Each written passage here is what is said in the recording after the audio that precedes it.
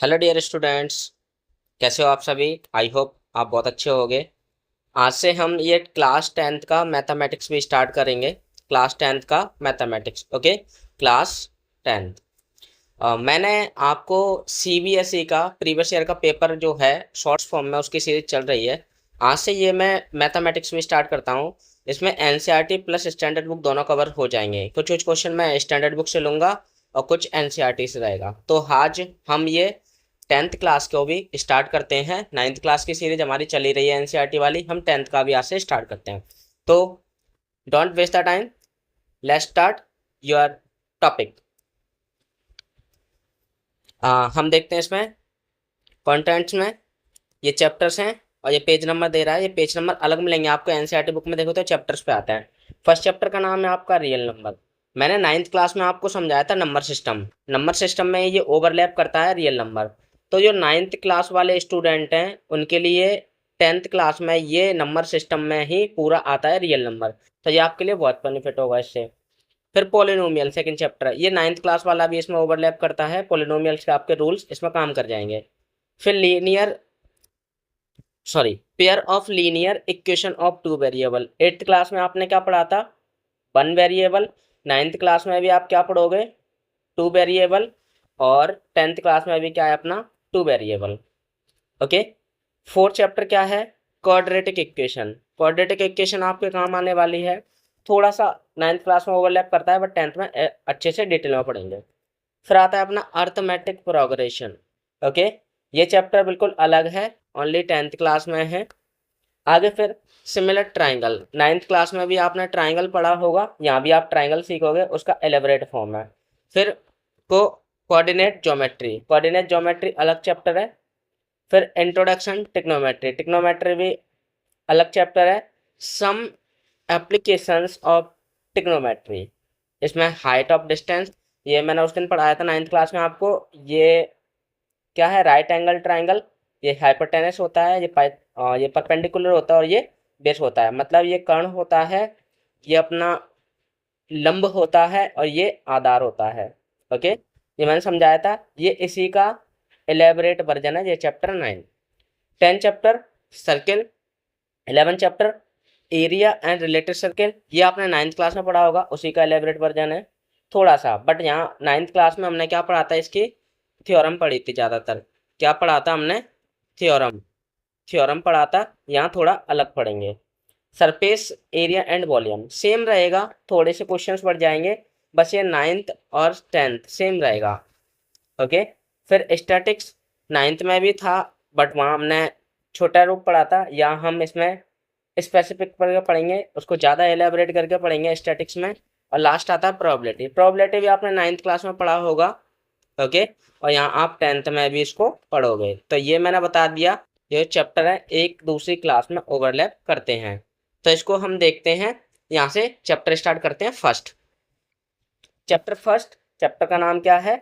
Real numbers. ये classification मैं कोशिश करूंगा हर चैप्टर से पहले ये चार्ट लेकर आऊँ, इससे बहुत इस टेबल से बहुत हेल्प होती है। नाइन्थ क्लास में मैंने यहीं से स्टार्ट किया था, ओके। इसको पढ़ लेते हैं थोड़ा सा। क्या कह रहा है? Real number. सबसे पहले हम देखेंगे जो रियल नंबर है अपना, इसके अंदर रियल नंबर के अंदर अपने पास रैशनल नंबर भी आता है और इरेशनल नंबर भी आता है। रैशनल और इरेशनल नंबर क्या होता है? अगर आप चाहो तो नाइन्थ क्लास में भी जो मैंने वीडियो बनाई है उसका आप लेक्चर नंबर फर्स्ट और सेकंड अच्छे से देख सकते हो, तो आपको और क्लियरिटी आ जाएगी, ओके। तो देखो स्टार्ट करते हैं हम इसमें। Rational number. रैशनल नंबर मैंने बताया था जिसको हम क्या कर सकते हैं? पी अपॉन क्यू के फॉर्मेट में लिख सकते हैं। और यहाँ पे क्यू की जो वैल्यू है नॉट इक्वल टू जीरो होती है, मतलब जीरो छोड़ के कुछ भी हो सकती है, ओके। ये होता है हमारा क्या? Rational number. आगे इसमें दे रहा है नॉट इक्वल टू जीरो होगा, is called the rational number. Dear decimal represent is either terminating और नॉन रिकरिंग। मैं बोल भी रहा हूँ, ये थोड़ा क्लियर कम दिख रहा होगा। क्या लिखा हुआ है? आइदर टर्मिनेटिंग और नॉन टर्मिनेटिंग। तो क्या होता है? टर्मिनेटिंग मतलब जिसको हम डिवाइड करें तो एग्जैक्ट डिवाइड हो जाए। क्या हो जाए? एग्जैक्ट डिवाइड हो जाए, पूरा डिवाइड हो जाए और रिमाइंडर क्या बचे? जीरो। नॉन रिकरिंग जिसमें क्या हो? रिमाइंडर बचता रहे। रिमाइंडर क्या है? हमारा बचता रहेगा, यहाँ पर रिमाइंडर जीरो आएगा, यहाँ पर रिमाइंडर आता रहेगा। तो ये अब ये मैं बता रहा हूँ आपको रैशनल नंबर। रैशनल नंबर के अंदर क्या क्या आता है, 9th क्लास में सेम ऐसे ही क्लासिफिकेशन था।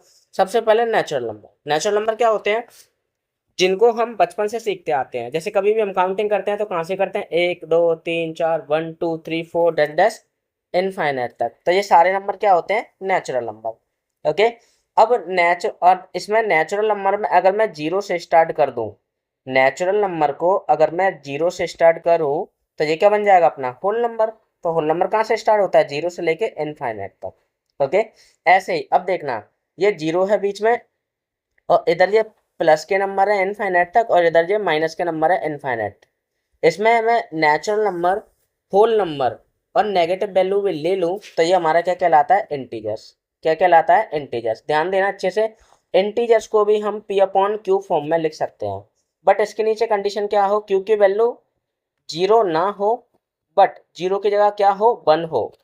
जैसे फॉर एग्जाम्पल मैंने एग्जाम्पल लिया, ये मैंने लिया -2, क्या इसके नीचे मैं वन लिख सकता हूँ, यस ऑफ कोर्स। तो ये क्या हो जाएगा अपना पी अपॉन क्यू के फॉर्मेट में लिख सकते हैं। ये अपना क्या हो गया, रैशनल नंबर। इतना समझ में आ गया। आगे आता है फिर अपना इन सबको मिला के natural number, whole number, integers, इन सबको मिला देंगे तो क्या बन जाएगा, रैशनल नंबर। रैशनल नंबर पता ही है आपको, जिसको पी अपॉन क्यू के फॉर्म में लिख सकते हैं। आगे आता है हमारा क्या, इरेशनल नंबर। ये 9th क्लास में बहुत अच्छे से समझाया था। ओके। जो क्या हो, जिसको हम पी अपॉन क्यू के फॉर्मेट में ना लिख सके, Q upon P upon Q के फॉर्मेट में नहीं लिख सके। ओके। तो ये हम कह सकते हैं, ये क्या है हमारा इरेशनल नंबर। इरेशनल नंबर क्या होता है, ये नॉन टर्मिनेट होता है। मतलब हम किसी भी नंबर में, अगर जैसे मैंने ये लिखा और इसमें मैं डिवाइड करूंगा तो यहाँ पर जो नीचे रिमाइंडर आएगा ये हमेशा क्या है, बचता रहेगा, रिमाइंडर आता रहेगा। ओके। तो ये कहलाएगा हमारा, क्या हो जाएगा, non terminating and non recurring. Non recurring का मतलब होता है ऐसा नंबर, जैसे ये देखो, ये लिखा हुआ है 10 200 3100 जैसे फॉर एग्जाम्पल मैं लिखा हूँ, एक आया 10, फिर 100, फिर 100, फिर 100, तो ये क्या हो जाएगा, ये हो जाएगा अपने पास नॉन रिकरिंग नंबर। क्या हो जाएगा, नॉन रिकरिंग। ओके। मतलब इसमें कुछ भी रिपीट नहीं हो रहा, रिपीट नहीं हो रहा। रिपीट होगा तो वो रिपीटिंग, और रिपीट नहीं होगा तो वो नॉन रिकरिंग। आई होप इतना समझ में आ गया होगा। ओके। आगे के ये कुछ दे रहा है, फंडामेंटल थ्योरम ऑफ अर्थमेटिक। इसमें हम पढ़ेंगे एक HCF using prime factorization method, और दूसरी पढ़ेंगे हम LCM using prime factorization. Prime factorization मतलब क्या होता है, आपने बचपन में पढ़ा होगा। जैसे मैंने लिखा 8, ओके, इसको मैंने 2 से डिवाइड किया, 4 आया, फिर 2 से डिवाइड किया, कितना आया, 2 आया, फिर 2 से डिवाइड किया, 1 आ गया। ये इस मेथड से सॉल्व करते हैं, इसी को बोलते हैं हम फैक्टराइजेशन मेथड। और इसको प्राइम क्यों बोलते हैं, यहाँ जो आगे वाली जितनी भी वैल्यू आएगी ना, ये वैल्यू, ये वाली वैल्यू, ये सब क्या होगा, ये सब वैल्यू होगी हमारी प्राइम नंबर होगा। क्या होगा, प्राइम नंबर। और प्राइम नंबर आपको पता है कहाँ से स्टार्ट होता है, 2 से। एक ऑब्जेक्टिव क्वेश्चन बनता है यहाँ से, two is smallest even prime number. लिख रहा हूँ यहाँ पे, two is smallest even prime number. इस बात को बहुत अच्छे से याद रखना, ये ऑब्जेक्टिव में ये क्वेश्चन आ चुका है। स्टार लगा रहा हूँ, आप ऐसे एज इट इज लिख लेना। ओके। दो क्या है, एक इवन प्राइम नंबर है और वो क्या है, स्मॉलेस्ट। बाकी सब क्या है, बाकी सब क्या है पता है, बाकी सब मैं लिख सकता हूँ ऑल। मतलब दो को छोड़ दिया जाए, टू को छोड़ दिया जाए तो बाकी के ऑल, ऑल जो प्राइम नंबर हैं वो क्या होते हैं, ऑड होते हैं। क्या होते हैं, ऑड होते हैं। और प्राइम फैक्टर आपको पता ही है, प्राइम नंबर क्या होता है, प्राइम नंबर जो क्या हो, अपने आप से, जो वन से और इटसेल्फ, मतलब जो तो एक से भाग चला जाए या अपने आप नंबर से भाग जाए। जैसे फॉर एग्जांपल मैंने लिखा 3, 3 किससे डिवाइड होगा, 1 से और 3 से। जैसे मैंने लिखा 5, 5 किससे डिवाइड होगा, 1 से और 5 से। जैसे मैंने लिखा 11, किससे डिवाइड होगा, 1 से और 11 से। तो ये सारे नंबर जो मैंने लिखे ये क्या है, प्राइम नंबर। आई होप इतना समझ में आ गया होगा। नेक्स्ट आगे यहाँ पर हम थोड़ा सा और देख लेते हैं, रिलेशन बिटवीन एचसीएफ और एलसीएम। ओके, 2 नंबर्स के बीच। क्या कह रहा है, यहाँ से स्टार लगा के लिख रहा हूँ, आप नोट करोगे अपने नोटबुक में। HCF is always a factor of LCM. मतलब क्या कह रहा है, एचसीएफ की जो भी वैल्यू आएगी वो हमेशा एलसीएम का फैक्टर होगी, या एचसीएफ की जो वैल्यू है वो एलसीएम में हमेशा ओवरलैप करेगी। ऑलवेज लिखा है, ऑलवेज वाली वैल्यू मोस्टली गलत होती है, बट यहाँ पे ऑलवेज सही है। जैसे फॉर एग्जाम्पल मैंने लिखा 2/4, तो इसका क्या है, एस सी एफ लिया मैंने, एस सी एफ इसका क्या आ जाएगा अपने पास, 2 आ जाएगा। और 2 देखो इस वाली वैल्यू में भी आ रहा है और इसमें भी आ रहा है। ओके ओके, तो हमारा जो एस सी एफ है जो इन दोनों में ओवरलैप कर रहा है वो यही कह रहा है पहले पॉइंट्स में।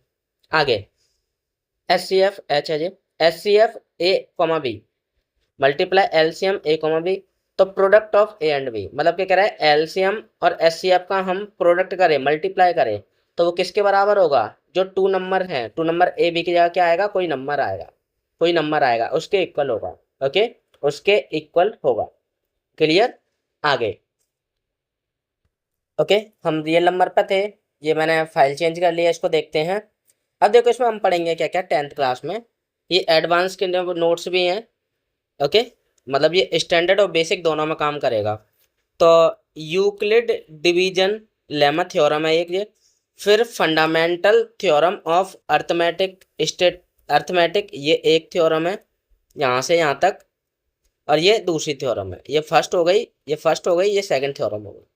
आगे क्या कह रहा है, स्टेटमेंट आफ्टर द, ठीक है, revising work done earlier and after the illustrator and the motivating thoughts examples. अब देखो ये प्रूफ्स ऑफ इरेशनल नंबर, जैसे √2, √3 और √5। ओके, इरेशनल नंबर इसको हमें क्या करना है, प्रूफ करना है। ओके, इसको मैं डिटेल में बताऊंगा, अच्छा क्वेश्चन है, और ये क्या है, एवरी ईयर, ये हर साल आता है। ओके, मतलब क्या कह रहा है, सिद्ध कीजिए कि √2 एक अपरिमेय संख्या है, क्या है, हिंदी मीडियम वाले लिख लेना, अपरिमेय संख्या है, ऐसा ही क्वेश्चन आता है सेम। और ये आप अगर बेसिक मैथ में पढ़ोगे, मैथ 2 टाइप के होते हैं 10th क्लास में, बेसिक मैथ में पढ़ोगे तो ये आपका 4 मार्क्स में पूछेगा, और अगर आप स्टैंडर्ड में लोगे तो ये 2 और 3 मार्क में पूछेगा। याद रखना ये 4 मार्क्स में और ये 2 या 3 मार्क्स में।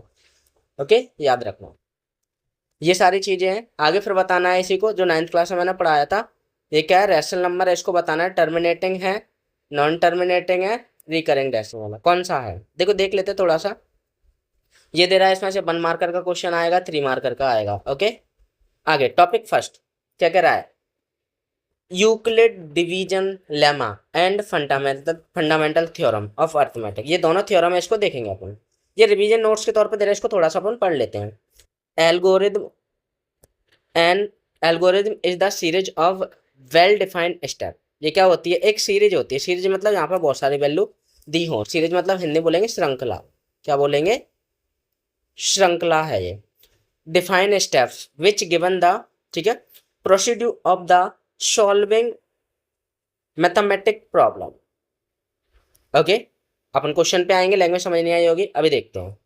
लेमा, लेमा क्या है, a lemma is proven statement and using it providing another statement.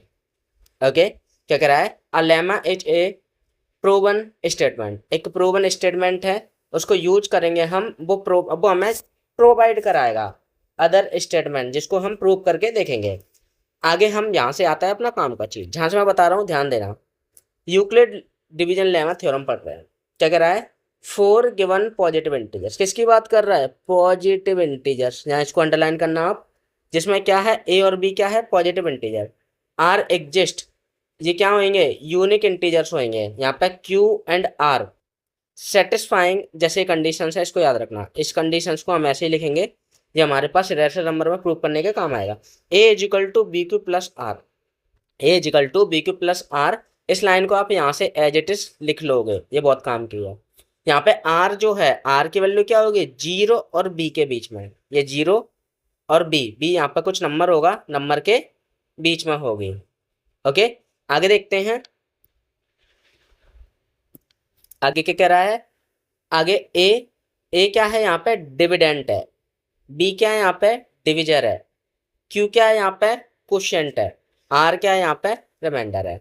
मतलब ये जो कंडीशन दे रहा है इसी को बोल रहा है, ए क्या है, डिविडेंट। जैसे फॉर एग्जांपल इसके देखो, ये कंडीशंस दे रहा है, जैसे ये लिखा हुआ, मैं इसी को लिख देता हूँ, ये लिखा हुआ है, ये मतलब ये 5 है और ये 3 है, 3 से इसको डिवाइड कर रहा है, तो 5 क्या हो जाएगा, डिविडेंट हो जाएगा, तो मैं इसको ऐसे लिख सकता हूँ, 5 क्या हो जाएगा, डिविडेंड हो जाएगा। क्लियर। और उसके बाद हमारे पास जो फॉर्मूले में क्या दे रहा था, देखो पहले डिविडेंड आएगा फिर बी, ये बी जो है ना साथ में, ये बी, बी क्या है, ये बी क्या है, ये बी क्या है हमारा, डिविजर। ओके। तो डिविजर क्या होगा, जिससे हम उस नंबर में भाग देंगे। तो मैंने ये 5 लिखा, इसमें मैं 3 से भाग दूंगा, तो 3 क्या हो गया, डिविजर। 5 क्या हो गया, डिविडेंड। ओके। और भाग दे के जैसे मैंने इसमें भाग दिया, 3 से 5 में भाग दिया, तो 3 बन जा 3, तो ये ऊपर जो आया 1, ये क्या हो जाएगा, ये क्वोशिएंट हो जाएगा। और ये 3 का 3 और नीचे माइनस करके क्या बचेगा, 2, 2 क्या हो जाएगा, रिमाइंडर। इसको आप याद रखो, एग्जाम्पल के तौर पे इसके नीचे लिखोगे। तो हमारे पास ये जो लिखा हुआ है ना, dividend is equal to divisor multiply quotient plus remainder, ये जो लैंग्वेज ये पूरा डिटेल में लिखा हुआ है, ये पूरा डिटेल में है। इस डिटेल में ही लिखने को हम क्या कर सकते हैं, इसको ऐसे फॉर्मूले में उसने बदल दिया, थ्योरम। ओके, एक बार क्लीन करो उसको। तो ये क्या है आपका, ये ये दिख रहा है, ये कंडीशन, ये आपका हो गया क्या, फॉर्मूला। इसमें हम वैल्यू पुट करेंगे जब हम क्वेश्चन को सॉल्व करेंगे। आई होप इतने में आपको कोई डाउट नहीं होगी। क्लियर। आगे फिर आते हैं कुछ जो कंडीशंस दे रहा है, इसको ध्यान देना। When A B are the two positive integers such that A is equal to B Q plus R, when R की वैल्यू क्या होगी, आर की वैल्यू 0 और बी के बीच में होगी। यहाँ S C F A B जो वैल्यू है, ए और बी जो वैल्यू है, यहाँ पे इसके एस सी एफ की बात कर रहा है। और एस सी एफ जो होगा वो किसके बराबर होगा, बी आर के। यहाँ जी ऐसा कह रहा है, अपन क्वेश्चन में सॉल्व करेंगे आगे।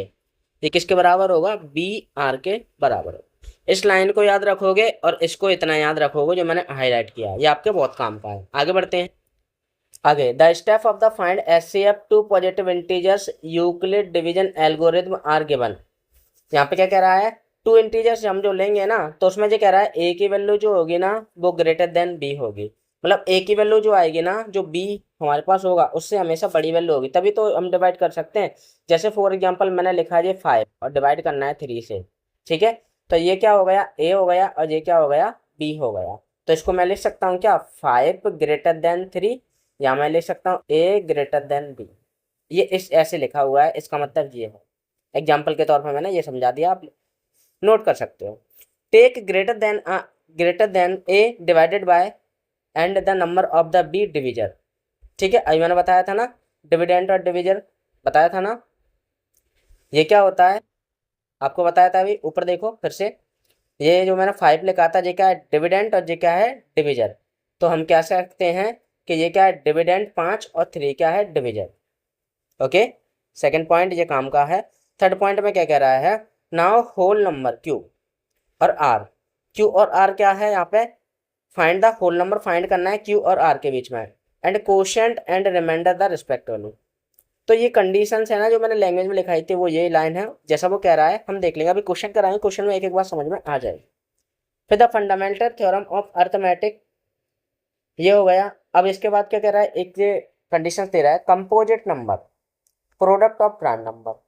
क्या कह रहा है, कंपोजिट नंबर जो है वो प्रोडक्ट ऑफ प्राइम नंबर के इक्वल होता है। देख लेते हैं कंपोजिट नंबर क्या होता है। सबसे पहले जिसका क्या हो, याद रखना है, जिसके क्या हो, मोर देन, जो इसकी डेफिनेशन में लिख सकते हो, मोर देन 2 फैक्टर हो। मोर देन लिखा है मतलब 2 से ज्यादा हो, 2 होंगे तो वो प्राइम नंबर होगा, लेकिन 2 से ज्यादा होंगे तो वो क्या होगा, कंपोजिट नंबर। जैसे फॉर एग्जांपल मैंने ले लिया 4, 4 किस किस से डिवाइड हो सकता है, 1 से, 2 से और 4 से। तो देखो 2 से 4 है, सॉरी, ये देखो 2 से ज़्यादा फैक्टर हो गए, तो ये क्या हो गया, कंपोजिट नंबर। क्लियर। क्या हो गया, कंपोजिट नंबर। कंपोजिट नंबर जो है, अगर हम प्रोडक्ट करेंगे दो प्राइम नंबर का प्रोडक्ट क्या है, प्रोडक्ट का मतलब क्या होता है, मल्टीप्लाई। जैसे फॉर एग्जाम्पल मैंने लिया 3 और ये 5, 5, 3 और 5 दोनों क्या है हमारे पास, प्राइम नंबर है। इनका मैं मल्टीप्लाई करता हूँ, 3 और 5 कितना आ गया, 15। अब 15 देखो कंपोजिट नंबर है, यस ऑफ कोर्स। देखो 15 किस किस से जाएगा, 1 से कटेगा, 3 से कटेगा, 5 से कटेगा, और अपना किससे कटेगा, 15 से कटेगा। मतलब 3 इसका फैक्टर होगा, 1 फैक्टर होगा, 3 फैक्टर होगा, 5 होगा और 15 होगा। तो ये क्या बन गया, कंपोजिट नंबर। जैसा मैंने यहाँ लिखा, कंपोजिट नंबर बोलते क्या है, मोर देन 2 से ज्यादा फैक्टर हो, 2 से कितने भी ज्यादा हो, 2 होगा तो प्राइम, 2 से ज्यादा होगा तो कंपोजिट। इतना समझ में आ गया। आगे आते हैं। ये कुछ और पॉइंट्स दे रहा है, इनको भी देख लेते हैं। N integers of greater than one, one can either be prime number और can be return of unique product of, इसको देखो समझते हैं क्या कह रहा है। Any integers greater than one, क्या कह रहा है, कोई भी वन से बड़ा ग्रेटर देन कोई नंबर है, इंटीजर्स है। आगे क्या कह रहा है, one can either be prime number, one की एक खासियत होती है, वन ना तो प्राइम नंबर होता है ना कंपोजिट नंबर होता है। क्लियर, इसको ऐसे याद रखोगे। One is not a prime number nor a composite number, इतना याद रखोगे उसको, ठीक है। और इसका यूनिक प्रोडक्ट अपन कह सकते हैं कि वन किससे डिवाइड होगा, ओनली वन से ही होगा और किसी से तो हो नहीं सकता। जैसे ये लिखा 2 × 11, मल्टीप्लाई किया 22 आ गया। सेम एस इसको कैसे लिख सकते हैं, ये लिखा है 11 × 2 इज इक्वल टू 22। मतलब कह रहा है कि ये मैंने 2 × 3 किया तो भी 6 आएगा और 3 × 2 किया तो भी 6 आएगा। इसका मतलब क्या है, हम डिजिट को रिवर्स कर देंगे और मल्टीप्लाई करेंगे तो हमें जो लास्ट प्रोडक्ट मिलेगा वो सेम वैल्यू होगा, इससे कोई भी फर्क नहीं पड़ेगा। क्लियर हुआ। आगे जो मैंने 15 बताया, 15 ये 3 × 5 और 5 × 3 वेयर 3 और 5 आर प्राइम नंबर, और जब इसका मल्टीप्लाई कर देंगे तो ये क्या बन जाएगा, कंपोजिट नंबर। आई होप इतना समझ में आ गया होगा। आगे प्राइम फैक्टराइजेशन मेथड देखेंगे। जैसे 12 था मैंने फैक्टर करके यहाँ बता दिया था, जैसे 15 का एग्जाम्पल दिया था और ये मैंने आपको 4 का एग्जाम्पल दिया था, मतलब ये दोनों और ये दोनों। क्लियर, जैसे ये दे रहा है ये लिखा हुआ है। अब देखो 12 को क्या लिखा, 2 × 3, इसको जो 2 बार है इसको मैं लिख सकता हूँ क्योंकि इसकी पावर 1 होगा और इसकी पावर 1 होगा। और पता है आपको बेस सेम होने पर, या आपने छोटी क्लास में पढ़ा होगा 6, 7, 8 में, नीचे वाले को बोलते हैं बेस, ऊपर वाले को बोलते हैं क्या, एक्सपोनेंट या पावर। जब हमारे पास बेस सेम हो तो पावर क्या हो जाती हैं, ऐड हो जाती हैं। तो ये इसकी पावर 1 इसकी पावर 1, तो मैं इसको फाइनल क्या लिख सकता हूँ, 2 की पावर 2, वो ये लिखा है। आई होप इतना समझ में आ गया। क्लियर, इतना समझने के बाद फिर आगे और दे रहा है ये एलसीएम निकालना है, एचसीएफ निकालना है 2 और मोर नंबर का, तो प्राइम फैक्टराइजेशन मेथड से सॉल्व करेंगे। Prime factorization method of find HCF और एलसीएम, मतलब प्राइम फैक्टराइजेशन मेथड से हम एचसीएफ और एलसीएम फाइंड कर सकते हैं। यहाँ से क्वेश्चन आता है ऑब्जेक्टिव में, कहाँ से आता है, ऑब्जेक्टिव टाइप क्वेश्चन, OTQ लिख रहा हूँ मैं, इसका मतलब ऑब्जेक्टिव टाइप क्वेश्चन हो रहा है। Okay, OTQ objective type question. आगे ये सारी चीजें दे रहा है, आप थोड़ा पहुंच करके आप भी पढ़ोगे तो जिससे आपको थोड़ा बेटर समझ में आएगा। आगे नाउ द फॉर्मूला, इसका फॉर्मूला होता है वो क्या कह रहा है, HCF, मतलब यहाँ ए और बी क्या है, ये भी नंबर है कोई, और मल्टीप्लाई HCF का LCM की वैल्यू से मल्टीप्लाई किया तो ये क्या हो गया, इसको लिखेंगे हम प्रोडक्ट ऑफ 2 नंबर्स। क्या हिंदी में क्या लिखेंगे, दो संख्याओं का गुणा। क्या लिखेंगे, 2 संख्याओं का गुणा किसके बराबर होता है, HCF और LCM के बराबर होता है। HCF LCM को इंग्लिश में ऐसे ही लिखोगे। आगे फिर क्या कह रहा है, ध्यान से देखना एक बात और, ये फॉर्मूले को मैं पूरा बता देता हूँ यहीं पे। देखो अब मुझे फॉर एग्जाम्पल HCF की वैल्यू निकालना है, तो मैंने आपको पहले बता रहा हूँ और अभी बता रहा हूँ, मल्टीप्लाई वैल्यू पहले क्या जाती है, वैल्यू डिवाइड में। तो ये LCM कहाँ आ गया, डिवाइड में, तो ये HCF निकाल लेंगे। और अगर मुझे LCM निकालना है तो मैं HCF को कहाँ ले जाऊंगा, डिवाइड में। क्लियर, HCF निकालना है तो LCM को नीचे ले जाओ, LCM निकालना है तो HCF को नीचे ले आओ। तो ये 3 फॉर्मूले हो गए, फर्स्ट, सेकंड और थर्ड। पहला याद करोगे, 2 अपने आप हो जाएंगे। पहला क्या है, HCF मल्टीप्लाई LCM बराबर A into B, product of 2 number. तो HCF निकालोगे, उल्टा है, HCF निकालोगे तो LCM को नीचे ले जाओगे, LCM निकालोगे तो HCF को नीचे ले जाओगे, ये बन गया। अब इसके बाद आते हैं क्वेश्चन। अब आते हैं हम इसके क्वेश्चन पे। हम कुछ कुछ टॉपिक एक दिन में पूरा खत्म नहीं करेंगे, ज़्यादा बर्डन हो जाएगा। हम देखते हैं, शॉर्ट क्वेश्चन है, शॉर्ट क्वेश्चन है ये, हम इसको सॉल्व करते हैं। क्या फाइंड करना है, HCF। क्या फाइंड करना है, HCF। HCF की फुल फॉर्म क्या होती है, हायर कॉमन फैक्टर, मतलब हायर मतलब बड़ी से बड़ी जो वैल्यू है वो कॉमन आए। ओके, तो यहाँ देखो क्या है, K 2 + 2K 3K 4K 5K और K is a positive integers. K की जगह क्या है, कोई भी इंटीजर्स हो सकता है, तो इनका हमें HCF लेना है। तो ये हमने वैल्यू लिखी पूरी, पहले K लिखा, K.2 लिखा, K3 और K ये 4 लिखा था, 4 को उसने लिख दिया 2 की पावर 2 और ये K5। ध्यान से देखना इसमें कॉमन क्या आ रहा है, क्या आ रहा है, तो के क्या हो जाएगा इसका SCF, यही हो जाएगा आपका आंसर। इसमें कोई दिक्कत नहीं होगी। इस वाले को देखना, सेकंड वाले को, ये NCERT में भी दिया है ये क्वेश्चन, NCERT में भी ये क्वेश्चन दिया हुआ है, ठीक है। इसको देखेंगे क्या कह रहा है क्वेश्चन, क्या कह रहा है, find the SCF and LCM। SCF and LCM, एक बात याद रखना, SCF की वैल्यू छोटी होती है और LCM की वैल्यू बड़ी होती है। अब मेथड कौन सा बोल रहा है, प्राइम फैक्टराइजेशन मेथड, ओके। अब इस क्वेश्चन को देखोगे ध्यान से, मैं इधर करा रहा हूँ इसको। अब सबसे पहले क्या है, प्राइम फैक्टराइजेशन मेथड क्या हो रहा है, इसको कर लो यहाँ पर 90 का फैक्टर करो, 2 से डिवाइड करो, ठीक है। कितना बच जाएगा, 2 4 जा 8, एक इसको दे दिया 5, फिर किससे जाएगा, 3 से जा सकता है, 5 से भी जा, 3 से कर लो, 3 1 जा 3, एक इसको दे दिया 3 5 जा 15, फिर 3 से 3 5 जा और 5 बन जा।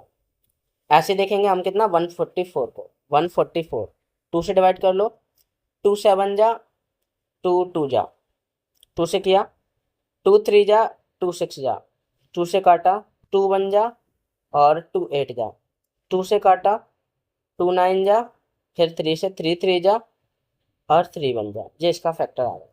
कोई डाउट नहीं। इसको आप यहाँ लाइन खींच के साइड से कर लेना, आप अपने कॉपी में लाइन खींच के इसको साइड से करोगे वहीं पर, रब में नहीं करना है, हाँ। अब देखो 90 को मैंने क्या लिख सकता हूँ, 2 3 इंटू 3 और 5, तो इसको मैं ऐसे लिख सकता हूँ, क्या लिख सकता हूँ इसको, इधर देखोगे ध्यान से, 2 मल्टीप्लाई 3 की पावर 2 इंटू 5, ऐसे लिख सकता हूँ। देखो उसने यही लिखा है, मैच करा, ओके, समझ में आ गया होगा। 144 को देखो, देखो ये 2 कितनी बार है, 1 2 3 4, इसको मैं क्या लिख सकता हूँ, 2 की पावर 4, ओके। और क्या बचा, 3 2 बार है, तो इसको मैं क्या लिख सकता हूँ, 3 की पावर 2, ये ऐसे लिखा। देखो ध्यान से देखना, ये ऐसे ही लिखा है, कोई डाउट नहीं होगा आपको, इतना समझ आया। अब देखो इसका क्या निकालना था, SCF, क्या निकालना था, SCF। अब SCF का मतलब क्या होता है, जो बड़ी से बड़ी वैल्यू हमारे कॉमन आए।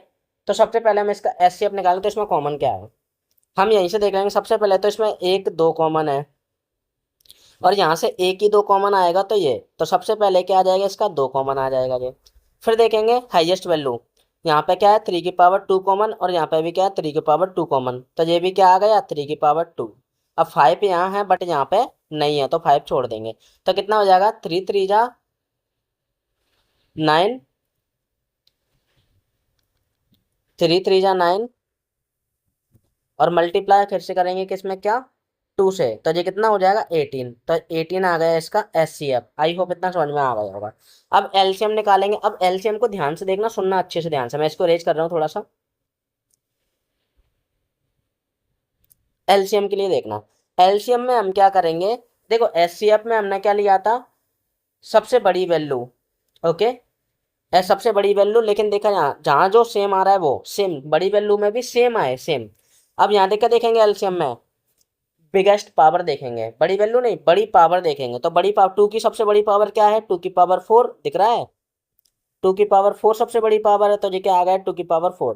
अब ध्यान से देखना, इस 2 की पावर 4 में 2 आ जाएगा अंदर, तो हमने 2 की पावर 4 ले लिया। अब यहाँ 3 की पावर 2, 3 की पावर 2 एज इट इज, तो ये आ गया। अब यहाँ देखना, यहाँ कुछ नहीं है, यहाँ बचा हुआ LCM में हम बची हुई वैल्यू भी इसको काउंट करेंगे। अब ये आ गया, इन सबका मल्टीप्लाई कर लो, तो मल्टीप्लाई करके कितना आया, 720। मल्टीप्लाई करके देख लेते हैं, मैं इधर लिख रहा हूँ, क्या है, 2 की पावर 4 मतलब 2 मल्टीप्लाई 2 मल्टीप्लाई 2 मल्टीप्लाई 2, 3 की पावर 2 मतलब 3 मल्टीप्लाई 3 और 5, इसका मल्टीप्लाई करेंगे, 2 2 या 4, 2 दिन 4, 4 दिन 8, 8 दिन 16, 16 कम 16 से 32, 16 48, कितना आया, 48, ओके। अब 5 दिया 15, मल्टीप्लाई कर दो 15 से, 15 अट्ठे 120, कैरी कितना हो गया 2, 15 चौक 60, कितना, हाँ, 15 अट्ठे 120, हाँ, कैरी आया 12।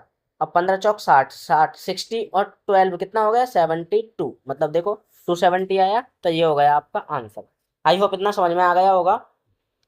आगे ये थर्ड क्वेश्चन है, ये आपका होमवर्क है, इसको आप करोगे, नहीं आएगा तो आप कमेंट भी करोगे। ये थर्ड क्वेश्चन हो गया।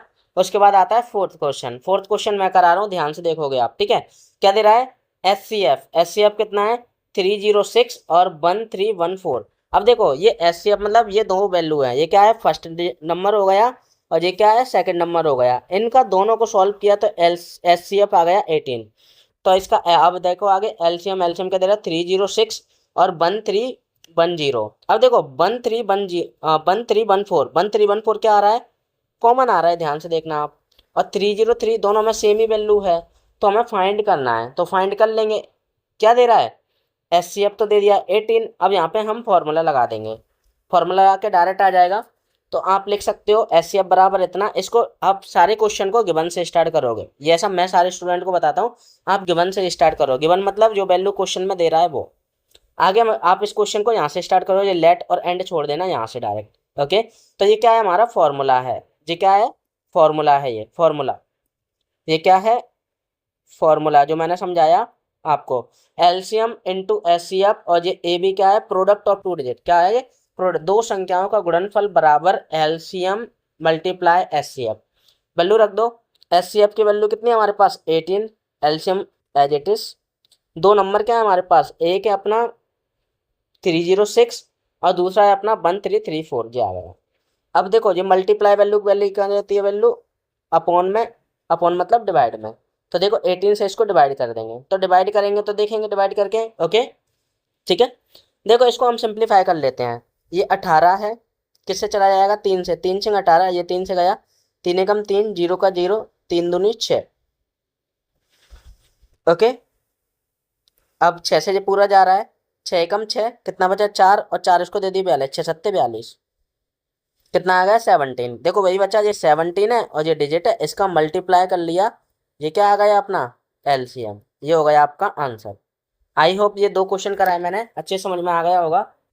ओके, एक टॉपिक खत्म हुआ ये हमारा, ठीक है, एक टॉपिक खत्म हुआ। आगे के टॉपिक को हम नेक्स्ट वीडियो में देखेंगे, क्योंकि फंडामेंटल समझाने में इंट्रोडक्शन वाले टॉपिक में ज़्यादा टाइम निकल गया। नेक्स्ट टॉपिक में हम इसके आगे के क्वेश्चनों को देखेंगे। ओके, अच्छे से क्वेश्चन करना, अच्छे से सीखना, नोट्स जरूर बनाना। ये आपको किसी भी स्टेट बोर्ड, चाहे वो MP बोर्ड हो, UP बोर्ड हो, बिहार हो, CBSE हो, ये सब में प्रॉपर काम आने वाला है। ओके, आप इससे बहुत हेल्पफुल होगी वीडियो, मैं ऐसे ही वीडियो बनाते रहूँगा। और एक और बात, आप ये मेरे पास ये सॉल्यूशन फॉर्मेट में है, ये ओसवाल पब्लिकेशन की बुक है, ये मैं करा रहा हूँ। आप ये नहीं सोचना कि मतलब ये इसका सॉल्यूशन है तो इसमें से देख के करा दिए, सर को आते नहीं है, नहीं, ये थोड़ा आसान हो जाता है। इसके बाद में कुछ क्वेश्चन और लाऊंगा प्रैक्टिस के लिए, वहां से क्वेश्चन होगा, बाकी के क्वेश्चन को कैसे अप्रोच लेना है वो मैं डायरेक्ट आपको सॉल्व करके बताऊंगा। इस तरीके से हमारा कोऑर्डिनेशन चलता रहेगा। ओके, मिलते हैं नेक्स्ट वीडियो में। Okay, bye. लाइक शेयर और सब्सक्राइब करते रहना, और अपने जानने वाले फ्रेंड्स, कलीग्स और नीडी पर्सन्स को सेंड करते रहना। Okay, bye bye.